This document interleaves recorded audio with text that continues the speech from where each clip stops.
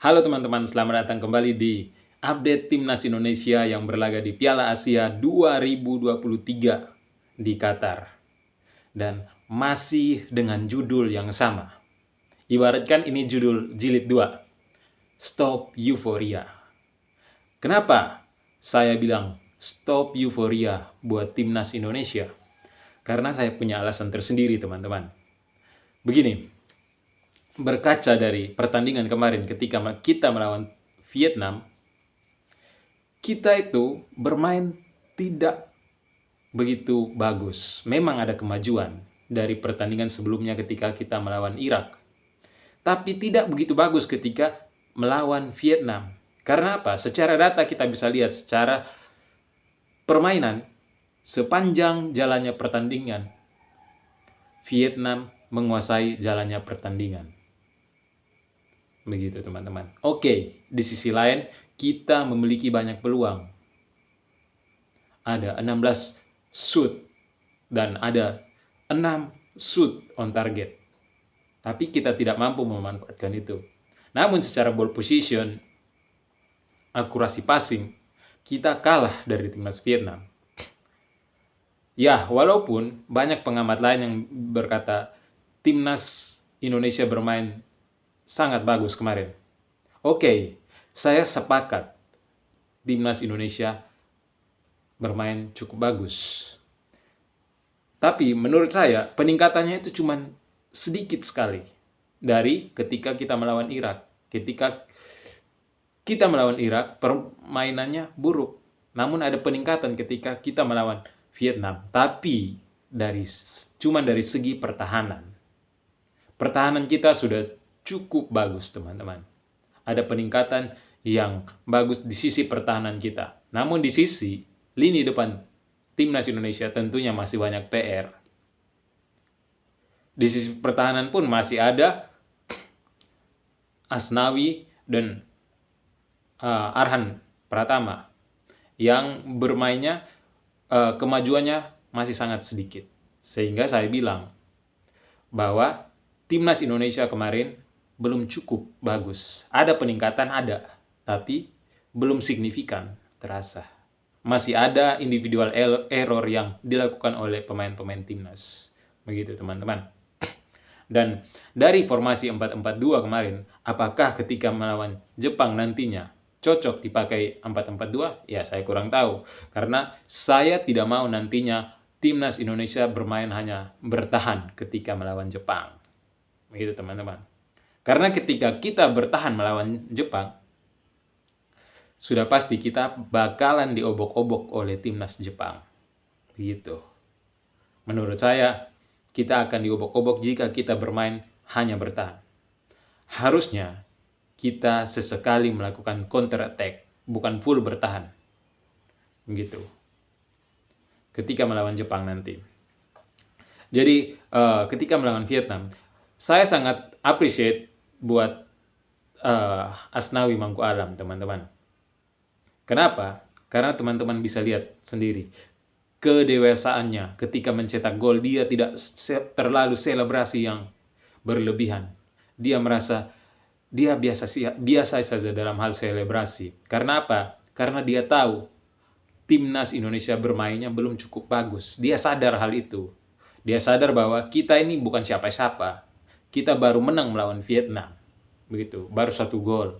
Bukan, tentunya jika pemain lain mungkin saja jika pemain lain yang melakukan gol tersebut, yang mencetak gol tersebut, mungkin selebrasinya akan bakalan berlebihan. Dan menurut saya, pemain seperti Asnawi adalah alasan kenapa Sintayong begitu menyukai, begitu menyayangi, begitu menganak-emaskan Asnawi. Karena apa? Karena moral dan attitude Asnawi itu yang patut dicontoh oleh pemain-pemain lain. Pemain timnas Indonesia maupun pemain lokal, maupun pemain-pemain daerah di Liga 1 maupun di Liga 2, Liga 3 harus mencontoh attitude Asnawi. Jangan ketika kita mencetak gol, kita terlalu selebrasi berlebihan yang akhirnya dapat menjadi bumerang buat kita sendiri. Begitu teman-teman. Saya sangat salut dengan Asnawi dan saya rasa itulah alasan kenapa seorang Sintayong begitu menganak emaskan Asnawi. Walaupun hampir ketika melawan Vietnam 2 pertandingan dia performanya tidak bagus-bagus sekali gitu. Bahkan cenderung buruk ketika melawan Irak. Tapi tetap dipercaya oleh Coach Sintayong. Karena apa?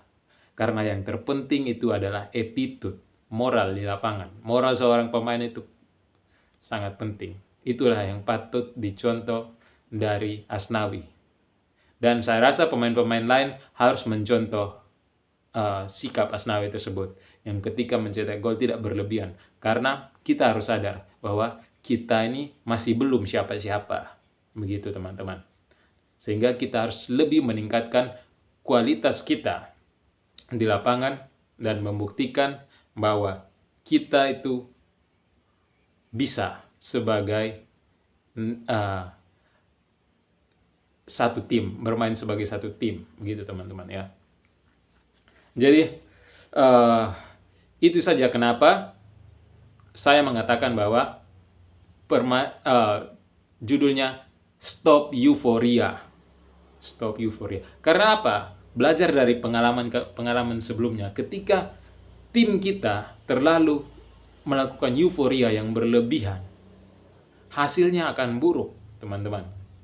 Hasilnya akan buruk. Kita terlalu kepedean.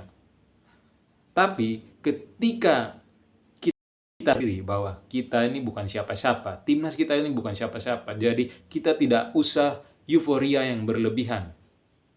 Dan hasil akhirnya bisa jadi ketika melawan Jepang nanti, kita akan terus meningkatkan kualitas kita. Pemain-pemain Indonesia akan terus meningkatkan kualitasnya. Dan bisa jadi kita dapat mengimbangi timnas Jepang nantinya. Begitu teman-teman. Dan soal banyak yang menyorot bahwa peringkat timnas naik. Ya, oke saja. Oke, bagus peringkat timnas itu naik. Tapi yang perlu kita ketahui bahwa peringkat itu bisa berubah kapan saja, teman-teman. Jadi tidak perlu terlalu dibanggakan soal peringkat. Yang penting kita lolos dulu fase grup ini, teman-teman. Ini bukan soal peringkat, tapi bagaimana kita bisa lolos di fase grup Piala Asia ini. Itu yang terpenting, teman-teman. Bukan soal peringkat. Tiba-tiba yang viral peringkat. Ya, bagaimana kita hanya melihat peringkat-peringkat. Padahal yang kita lawan cuman Vietnam, teman-teman. Rekan se-Asia Tenggara kita. Begitu. Yang levelnya tidak jauh-jauh amat sih kalau kita dengan Vietnam. Begitu, teman-teman. Tidak ada yang perlu kita terlalu banggakan ketika kita melawan Vietnam.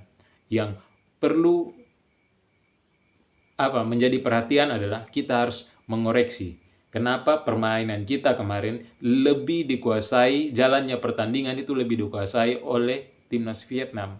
Secara ball possession, akurasi passing, ya statistik kita hanya menang di shoot on target dengan shoot. Kita punya kesempatan shoot 15 ke 16 dan shoot on target 6. Namun tidak ada yang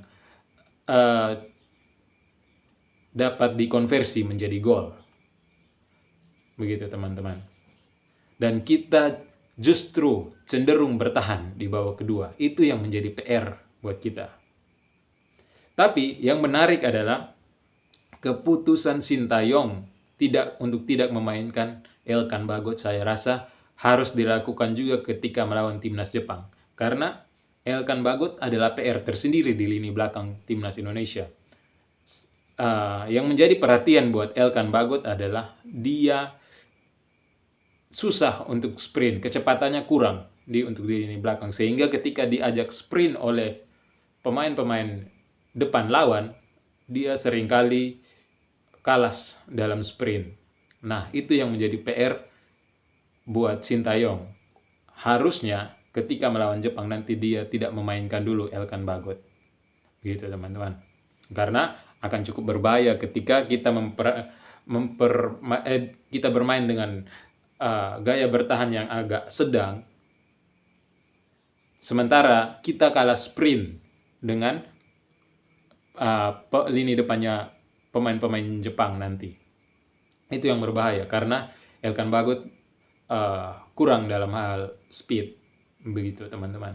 Jadi saya appreciate buat Sintayong yang tidak memainkan Elkan Bagot ketika melawan Vietnam, karena kita bisa lihat pemain-pemain lini depan Vietnam yang sangat mengandalkan kecepatannya, begitu teman-teman. Namun yang menjadi PR juga ada Jordi Ahmad yang masih dipertanyakan untuk bisa bermain ketika melawan Jepang karena mengalami cedera di bagian hidungnya, dan katanya sih harus menggunakan topeng ketika bermain nanti, begitu, untuk menjaga kenyamanan di hidungnya. Dan Asnawi juga yang masih dipertanyakan untuk dapat tampil ketika melawan Jepang. Saya rasa ketika Asnawi bisa dimainkan nanti, harusnya Asnawi itu dimainkan lagi oleh Sintayong. Karena apa? Karena dia mampu membawa efek positif, mampu membawa ketenangan buat pemain-pemain timnas. Begitu teman-teman. Terlepas dari beberapa pemain timnas yang berpenampilan bagus kemarin, ada Sandy Walsh, Justin Hubner, itu sangat bermain bagus. Hanya PR buat kita di lini depan saja. Ada Marcelo Ferdinand banyak yang mengatakan Marcelo Ferdinand bagus ketika bermain melawan Vietnam kemarin. Ya, tapi menurut saya peningkatannya masih sedikit sekali ya. Karena yang dinilai bukan hanya dari satu sisi saja ketika dia berhasil melewati 3 pemain. Namun kita harus melihat the whole game-nya. Begitu teman-teman ya. Jadi kita jangan menilai bahwa ketika Marcelino berhasil melewati 3 pemain, wah Marcelino ini sangat bagus dan disoroti oleh apa? Jangan terlalu berbangga begitu teman-teman. Disoroti oleh klub-klub luar, jangan. Kita harusnya lebih mengontrol diri kita sehingga tidak terlalu beruforia begitu. Oke. Dan saya rasa untuk melawan Jepang nantinya 4-4-2 mungkin kurang cocok untuk dimainkan, diterapkan pada saat melawan timnas Jepang. 4-4-2 menurut saya kurang cocok karena ketika melawan Vietnam di babak kedua kemarin kita terlalu bertahan. Begitu teman-teman. Dan saya rasa bisa digunakan 3-5-1 atau 5-3-2-1 bisa untuk diterapkan, karena sangat berbahaya ketika Jepang melakukan serangan dan kita membiarkan hal itu, atau tidak kita menumpuk pemain di lini tengah. Itu menurut saya cukup bagus teman-teman, sehingga kita bisa bersaing di lini tengah melawan Jepang, karena di lini tengah kita ada Justin Hubner, ada Marcelo Ferdinand. Saya rasa cocok ya untuk dimainkan di lini tengah untuk bersaing dengan pemain-pemain tengah Jepang. Ada Ivar Jenner, saya rasa bagus. Hanya PR kita buat di lini depan saja. Sementara seperti yang teman-teman tahu, pemain pelapis kita kualitasnya itu sangat jauh teman-teman.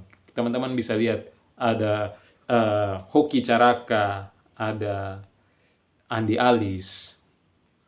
Teman-teman bisa lihat cara bermain mereka, sangat jauh levelnya di atas pemain-pemain inti, pemain-pemain utama. Sehingga itu yang cukup berbahaya, menjadi PR tersendiri buat Sintayong bagaimana mengatasi jomplangnya kualitas lini kedua, kualitas pemain lapis 2-nya timnas Indonesia.